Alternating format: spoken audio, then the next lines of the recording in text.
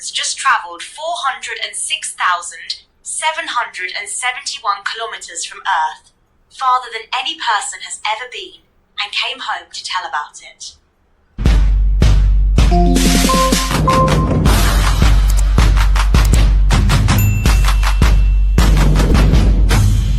Today we're breaking down NASA's ARTEMIS 2 mission that just wrapped up, why this changes everything about our return to the moon, and what the next decade of lunar exploration actually looks like.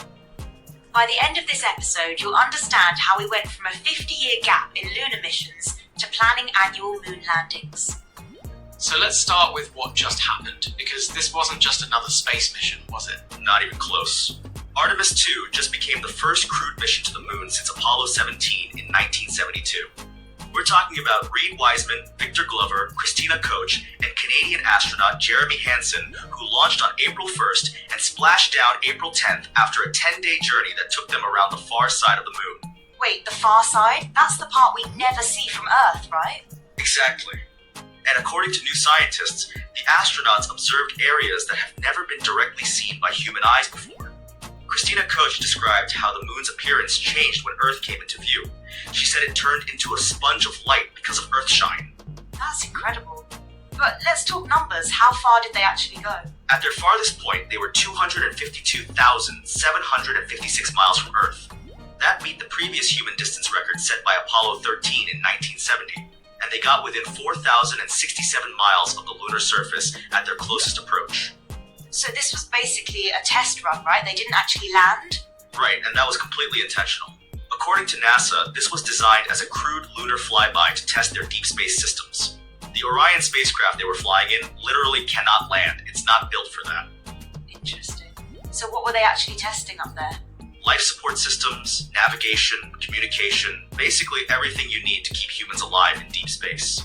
They followed a structured daily schedule with system checks, exercise routines, and even hygiene adapted for microgravity. Victor Glover actually took a bath using a damp towel after his workout. A space bath? That's not something you hear about every day. Yeah, and Mission Control was so concerned about privacy they stopped the live video feed. Commander Reed Wiseman had to reassure them the crew was okay with it going out. It shows how they're balancing technical procedures with basic human dignity. That's actually a fascinating detail about the human side of space exploration. But let's zoom out. What makes this different from the Apollo missions? Apollo was essentially a sprint to beat the Soviets. Artemis is building sustainable infrastructure. According to NASA's updated architecture, they're planning at least one surface landing every year after 2028. This isn't about planting a flag and leaving. Annual landings? That sounds ambitious. What's the timeline looking like? Here's where it gets interesting. Originally, Artemis 3 was supposed to be the first lunar landing since Apollo. But in February 2026, NASA Administrator Jared Isaacman confirmed a major revision. Artemis 3 is now scheduled for 2027 as an Earth orbit test mission. Wait, so they pushed back the actual moon landing? They did. Artemis 4 is now tentatively designated as the first crewed lunar landing mission, scheduled for 2028. According to the page content, this shift happened due to technical challenges with the Orion heat shield and delays in SpaceX's Starship human landing system development. So what exactly will Artemis 3 be testing in 2027? Rendezvous and docking operations between the Orion spacecraft and commercial landers from SpaceX and Blue Origin. They'll test integrated life support, communications, propulsion systems, and the new extravehicular activity suits, all in Earth orbit where it's safer to troubleshoot problems. That makes sense from a safety perspective. But I'm curious about these commercial partnerships. That's new, right? Completely new. NASA's SLS rocket launches the crew, but SpaceX's Starship will actually land them on the moon. It's this hybrid approach where NASA handles the crew transport and SpaceX handles the lunar landing system. And Blue Origin is involved too? Yes, with their Blue Moon lander. According to the page content, Artemis 3 will test operations with one or both commercial landers. It's creating competition and redundancy, which is smart for such a critical mission. So we've got this interesting mix of government and private sector. How complex is this whole operation? NASA describes Artemis 4 as one of the most complex undertakings of engineering and human ingenuity in the history of deep space exploration. And that's just for the landing mission. The Starship needs to be refueled in orbit using approximately 10-12 tanker flights before it can even head to the moon. 10 to 12 refueling flights? That sounds like a logistical nightmare. It's basically creating a gas station in space. A specialized starship stays in orbit as a propellant depot, multiple launch to fill it up, then the lunar lander docks to fill up before heading to the moon. SpaceX is preparing for their first integrated orbital refueling demonstration in June 2026. That's a make or break moment, isn't it? According to the page content, it literally is described as a make or break milestone. If that doesn't work, the whole timeline could shift again. Let's talk about the crew that just came back. What was their experience like during the mission? They had some fascinating observations. The astronauts noted that the lunar surface isn't just gray like it appears from far away. Up close, they saw green, brown, and even orange hues. These observations can help scientists understand the composition and history of the lunar surface. That's the kind of detail you can only get with human eyes, right? Exactly. NASA's Artemis science lead Kelsey Young said these nuanced observations could inform future landed missions to understand where they can go to maximize scientific value. You can't get that level of real-time analysis from robotic missions. Speaking of scientific value, what are the actual goals when they do land on the moon? The target is the lunar South Pole, specifically the permanently shadowed regions where water ice is believed to exist. According to the page content, harvesting this ice is essential for drinking water, oxygen production, and rocket fuel for deep space travel. So the moon becomes like a refueling station for Mars missions? That's the long-term vision. NASA describes Artemis as building their foundation for the first crewed missions to Mars. The moon is a 4.5 billion-year-old time capsule that holds clues to the evolution of Earth, the planets, and the Sun. And this mission will land the first woman on the moon, right? Yes, and the first person of color. Artemis 4 will mark the first time a woman and a person of color walk on the moon. It's symbolic, but it also represents how space exploration has become more inclusive since the Apollo era. Let's talk about the international aspect. Jeremy Hansen was Canadian. How significant is that? It shows how space exploration has evolved beyond national competition to genuine international collaboration. NASA established the Artemis Accords in 2020 with 7 other initial signatory nations. This isn't just about American leadership anymore. That's a pretty fundamental shift from the Cold War space race mentality. Completely.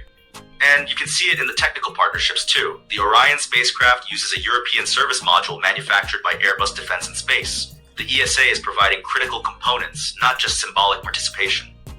What about the political sustainability of all this? These are multi-decade plans. That's actually a real concern. According to the page content, the second Trump administration proposed terminating the Orion spacecraft program after Artemis 3 in May 2025. But the One Big Beautiful Bill Act, signed in July 2025, included funding for Artemis 4 and future missions. So there's still political uncertainty even after this successful mission? There always is with long-term space programs. But NASA Administrator Jared Isaacman made a pretty strong statement about the urgency, saying, "With credible competition from our greatest geopolitical adversary increasing by the day, we need to move faster, eliminate delays, and achieve our objectives." That sounds like he's talking about China. Most likely. And that competitive pressure might actually help sustain political support for the program, even across different administrations. Let's get back to the human element. How did the families handle watching their loved ones travel farther from Earth than anyone ever has? NASA Associate Administrator Amit Kshatriya said the families showed incredible courage, especially during the 6-minute communications blackout when Orion re-entered Earth's atmosphere. He said 4 families sat through those 6 minutes, and their courage is the same as the crew that came home. 6 minutes of not knowing if your family member is okay. I can't imagine that stress. And then Reed Wiseman's voice came through. "Houston, Integrity, we have you loud and clear." They named their capsule Integrity, by the way. That moment must have been incredible relief for everyone. Integrity, that's a perfect name for this mission. What happens next for these astronauts? According to NASA, they're now beginning post-flight reconditioning, medical and human performance evaluations, and lunar science debriefs. All that data will inform the training and preparation for future missions. So when we step back from all the technical details and timelines, what does this mission really represent? It proves that sustainable lunar exploration isn't science fiction anymore. We've successfully tested the systems needed to keep humans alive in deep space for extended periods. The infrastructure is real, the international partnerships are working, and the timeline is accelerating. And unlike Apollo, this time we're planning to stay. Exactly. NASA's talking about annual surface landings, building a lunar base camp, using the moon as a stepping stone to Mars. This isn't about winning a race, it's about establishing humanity as a spacefaring civilization. That's a pretty profound shift in how we think about space exploration. It really is. And the fact that Howard Hugh from the Orion program said, "This is the start of a new era of space exploration." That confidence is based on real technical achievements, not just optimism. So what should people be watching for next? SpaceX's orbital refueling demonstration in June 2026 is the next major milestone. If that works, we're on track for Artemis 3 in 2027 and the first lunar landing since Apollo in 2028. If it doesn't, everything gets pushed back again. No pressure, SpaceX. Right? But honestly, the fact that we're even talking about annual moon landings starting in 2028 shows how far we've come. Artemis 2 just proved that the dream of sustainable lunar exploration is becoming reality. Here's what strikes me most about this whole story. We just witnessed 4 people travel farther from home than any human ever has. And they came back with observations that will shape how we explore the moon for decades to come. That's not just a successful test flight, that's the beginning of humanity's next chapter in space.